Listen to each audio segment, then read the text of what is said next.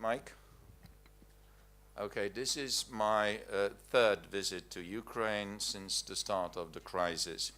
It coincides with the launch by the Office of the United Nations High Commissioner for Human Rights of the second report on human rights situation in Ukraine, which is based on the findings of the UN Human Rights Monitoring Mission in Ukraine. The report lays out the progress made, but also the current human rights challenges in Ukraine, particularly in the east and south of the country. Yesterday, I had the opportunity to discuss the report and its recommendations with government officials, the ombudsperson, and representatives of civil society. My discussions have been constructive, and we have been able to exchange views on a number of concrete ways in which the government can take immediate steps to implement these important recommendations. I have stressed that it is critical for the government to react immediately to the recommendations in order to contribute to de-escalation of tensions ahead of forthcoming presidential elections. The first report issued by Human Rights Office on 15th of April was based on my two previous missions and the first weeks of monitoring by the United Nations Human Rights Monitoring Mission in Ukraine. We tried to reflect the larger picture, focusing on root causes of human rights violations, including the long-term failure to respect the rule of law, lack of accountability of the security forces, corruption, mismanagement, and its impact on economic and social rights. We also raised the importance of accountability for Maidan-related violations and other human rights violations at that time, especially in Crimea and in the East. The previous report also contained quite broad, short, and long-term recommendations. In this second report, being released today, we first and foremost focus on current human rights challenges in the east and south of Ukraine and developments with regard to recommendations made in the first report. It also contains its own concrete recommendations, which are especially important ahead of the forthcoming presidential elections. The report describes the deeply disturbing deterioration of the human rights situation in east and south of the country, the increase in the number of armed groups undertaking illegal acts. The Human Rights Monitoring Mission in Ukraine has been informed of 112 cases of unlawful detention, of which we are still concerned for the whereabouts and condition of 49 people that seem to still be detained.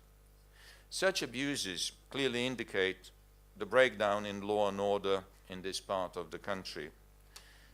In addition, according to our information obtained through government and through civil society sources, during violent clashes and the security and law enforcement operations in the east and south, 127 people have been killed. This is deeply disturbing. So what is happening?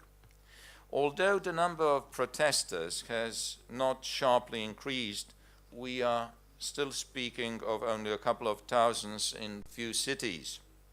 There are more and more armed people around such protests and more weapons available. All too often the police is either inefficient or takes no steps to prevent the clashes. In Odessa, it seems to have contributed to the tragic events of the 2nd May and the death of 48 people should and could have been prevented. I'm calling on the authorities to investigate who are the direct perpetrators of the killings, and why security forces did not act in a more timely and decisive manner. This tragedy requires full clarity and broad accountability.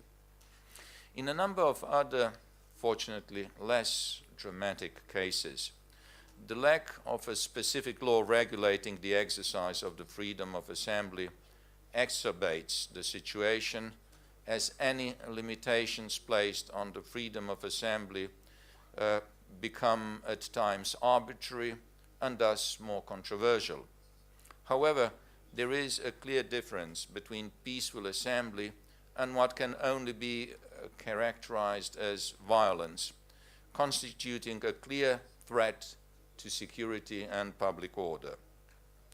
Peaceful demonstrations must be permitted as a matter of international law, and law enforcement officers must receive adequate training for handling rallies and protests in line with international human rights standards. On the other hand, the use of force by the government, when absolutely needed, is strictly regulated by international laws and standards. In the East, there seems to be a mutual reinforcing effect between hate speech, inciting violence, and the ensuing violence, which then serves as a justification for further hate speech. This is a vicious cycle that must be broken. Since the beginning of the crisis in Ukraine, going back to the Maidan protests, so from November 2013, and including the situation in Crimea, the current illegal acts of the armed groups and the response of the security and law enforcement operations in the eastern regions, as well as the 2nd May violence in Odessa, the Human Rights Monitoring Mission has received information that about 250 people have been killed, including local residents, national security forces, and armed groups. Any further arming of protesters and their transformation into paramilitary groups must immediately stop. Armed groups should be urgently disarmed. All who have influence on these armed groups should use their influence constructively in order to prevent further violence. Whoever incites violence and arms protesters, transforming them into paramilitary troops, can be held accountable for the tragic consequences. From the beginning, I have continuously raised the need to urgently curb the use of hate speech. This becomes doubly important ahead of the forthcoming presidential elections on 25th May. I am calling on all presidential candidates to use the days remaining until the presidential elections to send the message of peace and reconciliation and of avoiding violence to the people of Ukraine. Constitutional amendments that were announced and the intention to discuss them through national consultations is the right approach to de-escalate tensions and create atmosphere conducive to the implementation of the Geneva Agreement. However, as civil society representatives whom I met yesterday conveyed to me, these national consultations should be inclusive and open to civil society, including peaceful representatives from the east of the country critical of the government. The government, as well as the international community, should send a clear message that there will be accountability for crimes committed, regardless of the ethnicity or political affiliation of the perpetrators. In this current situation, everyone, be they ethnic Ukrainians or Russians, Russian or Ukrainian speaking, with wider negative regional consequences. However, I firmly believe that the point of no return has not been reached, in Ukraine, and we cannot allow it to be reached. The UN stands with all Ukrainians, regardless of their ethnicity and political affiliation, to help to prevent such a tragic outcome. The report also contains a chapter on the situation in Crimea in light of the United Nations General Resolution 68/262 on territorial integrity of Ukraine. From a human rights perspective, it is essential that residents of Crimea are not negatively affected by the implication of the changing effective legal framework on their human rights. No matter of their citizenship, people who live in Crimea should have equal access to employment, education, health, and other social services. Special attention should be paid to the situation of the Crimean Tatar people and their rights as indigenous people. Yesterday I had the opportunity to speak to Mr. Dzemiliev, the historical Tatar leader. It is highly that their 70th anniversary commemoration of their forceful deportation from Crimea, scheduled for 18 May, remains calm, and that their right to freedom of assembly is fully respected. All those involved should use restraint. The situation is already difficult enough. Over the next few days, I plan to travel to Donetsk and Odessa before returning to Kyiv on 19th May. This will enable me to follow up on some of the serious human rights violations that have been highlighted in this report, as well as some human rights concerns that have arisen since 6 May, the cutoff date for the report of the UN Human Rights Monitors. It is highly important to diffuse tensions after the unlawful referenda in the region of Donetsk and Luhansk and ahead of presidential elections. The next public report on human rights in Ukraine is due in June. It will, inter alia, highlight any progress made in the human rights situation, as well as any negative consequences of the political and security tensions on social and economic rights for those who live in Ukraine, especially in the east of the country. Thank you, and I stand ready for your question. I will be accompanied by Armen Harutyunyan, head of the United Nations Human Rights Monitoring Mission.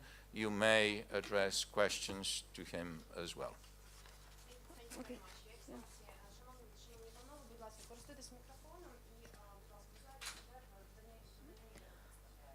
Okay, so yeah, we begin with questions.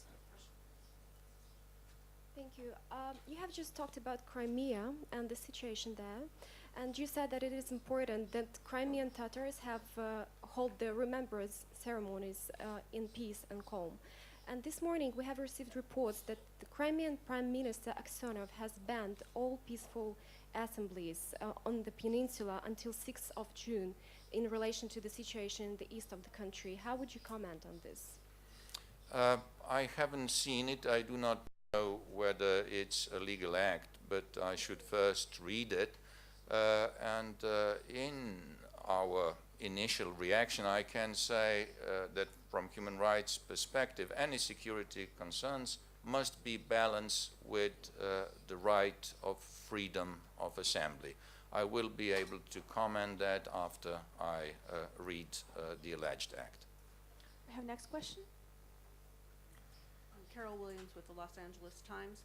Have you had any reports from your monitors in Mariupol or other areas of the east regarding the newly deployed civilian unarmed patrols from steelworkers and miners organizations? Is this having any positive influence on the security situation there? And is this perhaps a way out of the crisis to have unarmed militias? Patrolling. Sorry, can you You mean? Mr. Akhmetov's Yeah. employees have started patrolling in Mariupol to keep the peace, and they've driven away the armed occupants from the regional headquarters there. Have you had any reports from your monitors in these areas? In this report, it is not reflected because this report, but we are receiving some information about this as well. We are working on that, and of course about after the verifying with other, because usually we are verifying all information which are receiving from one sources, and really if it will have such impact, it will be reflected in our next report. But do you regard this as a positive development? It is now we have to verify with other sources of information. After analyzing that, we can say, because now situation and this information very controversial. It is difficult now to have a very concrete position on this. We have next question. Hi, Adam Reichert from New Eastern Europe. My question is about access that the monitors have been having. Have there been any problems? Can you talk about any barriers, or has there been generally cooperation amongst the local groups with the monitors? So far, we didn't have such problems. We are cooperating with all actors. Of course, when we are facing these ongoing operations, security and law enforcement operations, it causing problem in regard of access to these regions as well. But saying that we have artificial obstacles for access, we cannot to say that. And our monitors in all this, in Donetsk, in Kharkiv, in Odessa, we are cooperating with all local actors. However, we do not have access to Crimea. We have next question in Russian, so I'll give you translation if you need. Международный отдел Центральной радиосоти Майдана. Скажите, пожалуйста, в связи с резким обострением ситуации на Сходе,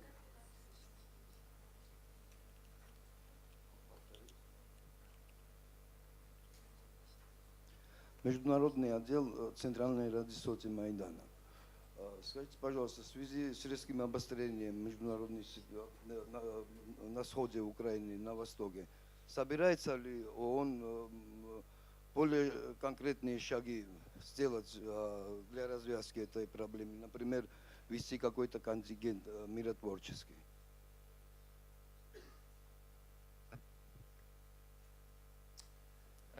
Concerning UN activities, UN has been invited by the government of Ukraine to provide for monitoring of human rights situation on the whole territory of Ukraine, and that's what we are doing. Secretary General is also involved on a high level in encouraging the dialogue to overcome difficulties in the country. So far, these are the only UN activities that are taking place. We have next question in Ukrainian. Новости Донбасса. Вы не могли бы уточнить вот эти 49 человек, чья судьба остается неизвестной, кто это, какую сторону они представляют, и что, по вашему мнению, сейчас с ними происходит, где они находятся?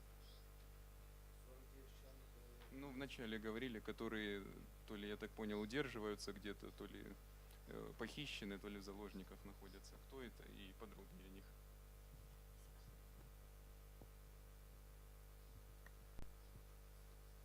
These 49 people are people on which we are informed by two sources, civil society sources, and I yesterday talked to prosecutor's office.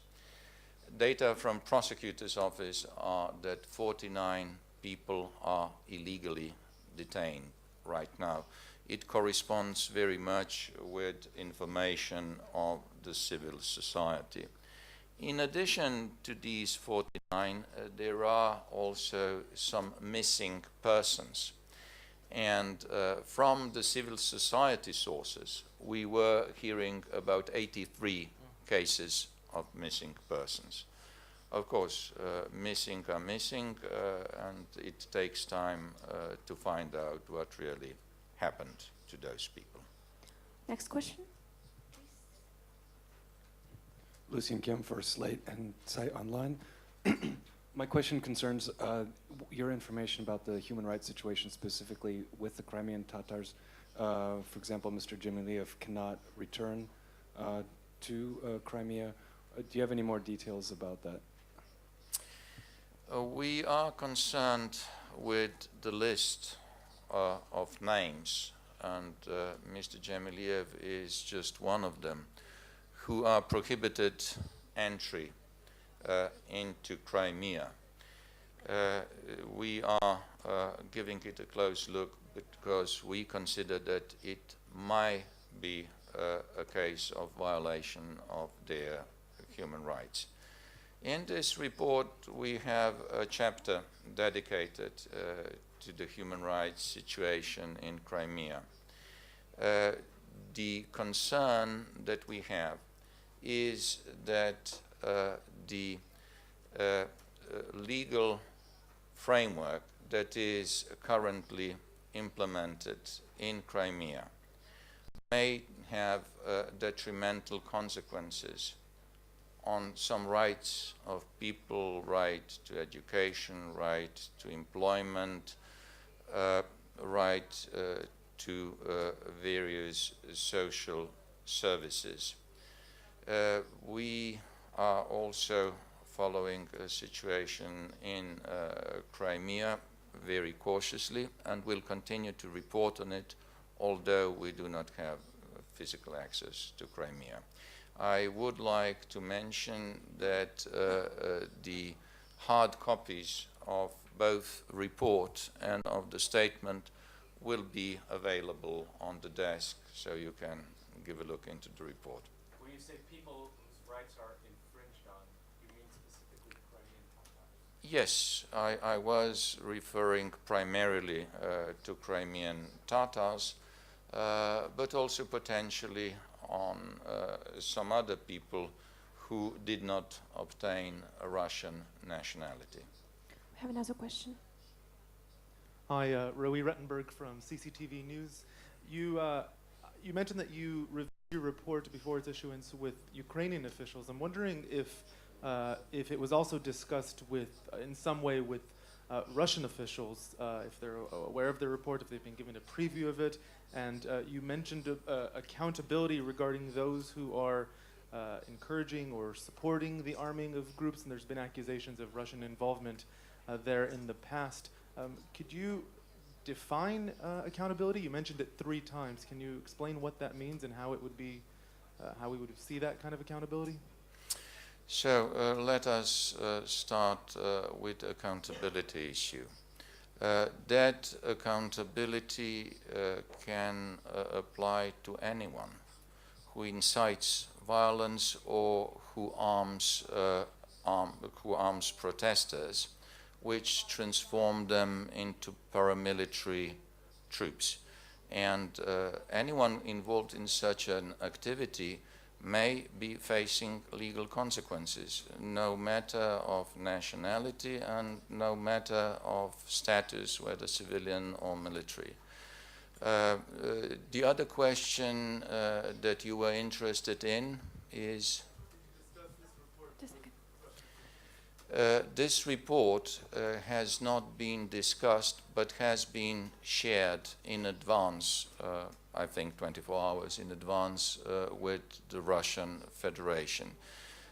We have also received from Russian Federation communications about alleged human rights violations.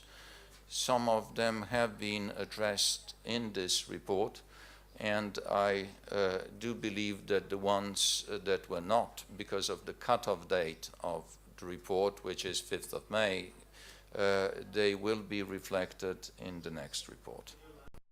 Can you elaborate on some of those, the concerns that were raised by the Russians that your team investigated? It was a long list, and Russian Federation presented also something they entitled White Book, containing a lot of alleged violations.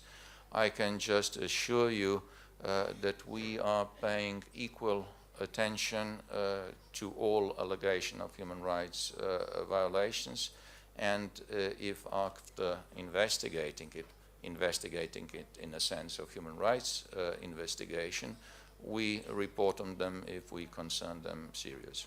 May I add something? Yes.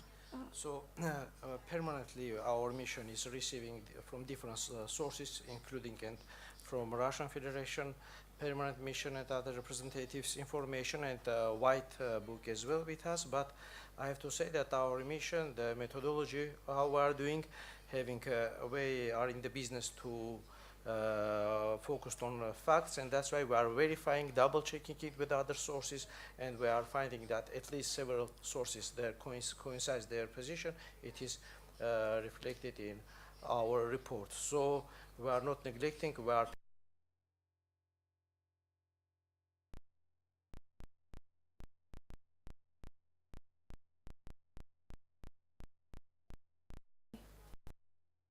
If there are no questions, thank you very much for coming, for your attention to our media center, and for your clarification. Thank you. Once again, I would like to repeat that should you wish to receive any of the materials that Mr. Šimonović already mentioned, the report itself or the statement that he made today, please kindly contact me.